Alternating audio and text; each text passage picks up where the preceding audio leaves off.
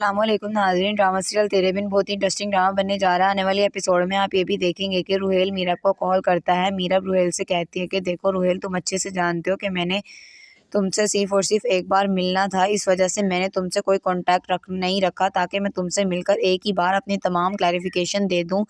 लेकिन इसका हरगिज़ मतलब ये नहीं है कि तुम्हारे दिल में जब दिल चाहे तुम मुझे फ़ोन कर दो। और वैसे भी मैं तो अपनी ज़िंदगी से पहले इस कदर तंग हूँ, तुम मेरे लिए मज़ीद मुश्किलात पैदा मत करो। इस पर रुहेल कहता है कि मीरब, तो मैं भी तुम्हें इस तंग आई हुई ज़िंदगी से निकालना चाहता हूँ। मैं तुम्हें ये एहसास दिलाना चाहता हूँ कि तुम में इस चीज़ की कोई कमी नहीं है जो तुम ये सब कुछ बर्दाश्त करके मुर्तसिम के साथ रह रही हो, एक ऐसे इंसान के साथ जो किसी और लड़की में इंटरेस्टेड है।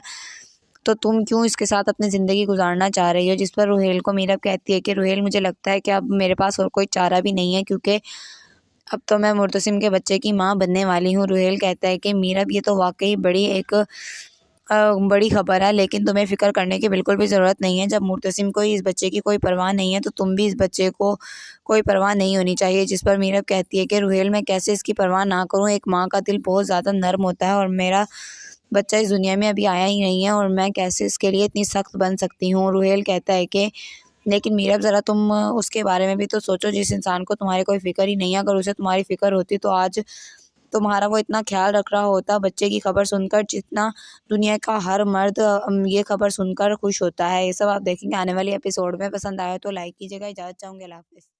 अस्सलामुअलैकुम नाज़रीन। ड्रामा सीरियल तेरे बिन बहुत ही इंटरेस्टिंग ड्रामा बनने जा रहा है। आने वाली एपिसोड में आप ये भी देखेंगे कि मुर्तसिम माँ बेगम के पास आता है और माँ बेगम को आकर कहता है कि माँ बेगम, अब या तो हया इस घर में रहेगी या मैं और मीरब। जिस पर माँ बेगम कहती है कि ऐसा भी क्या हो गया मुर्तसिम जो तुम इस कदर हया से मुखालफत करने पर जम गए हो। जिस पर कहता है मुर्तसिम के माँ बेगम, हया ने मुझे सब कुछ करने पर मजबूर किया है और अब मीरब हया के साथ बिल्कुल भी नहीं रहना चाहती। तो बेहतर यही है कि अगर आप अपने बेटे और बहू को इस घर में सही सलामत देखना चाहती हैं तो हया को यहाँ से चलता बना करें। जिस पर माँ बेगम कहती है कि मुर्तसिम, तुम जानते हो कि हया यहाँ बचपन से है, और आज अगर वो गांव वापस चली जाती है तो सब लोगों को तो यही लगेगा कि मीरब की वजह से सब कुछ हुआ है। जिस पर मुर्तसिम कहता है कि माँ बेगम, मुझे कोई परवाह नहीं है, अगर कोई मीरब पर शक करता है तो करे, मुझे इस बात से कोई गर्ज नहीं है, क्योंकि हया ने खुद अपने लिए ये सब कुछ चुना है। मैंने तो उसके साथ बहुत अच्छा करने की कोशिश की, लेकिन शायद वो इन सब चीज़ों के लायक ही नहीं थी।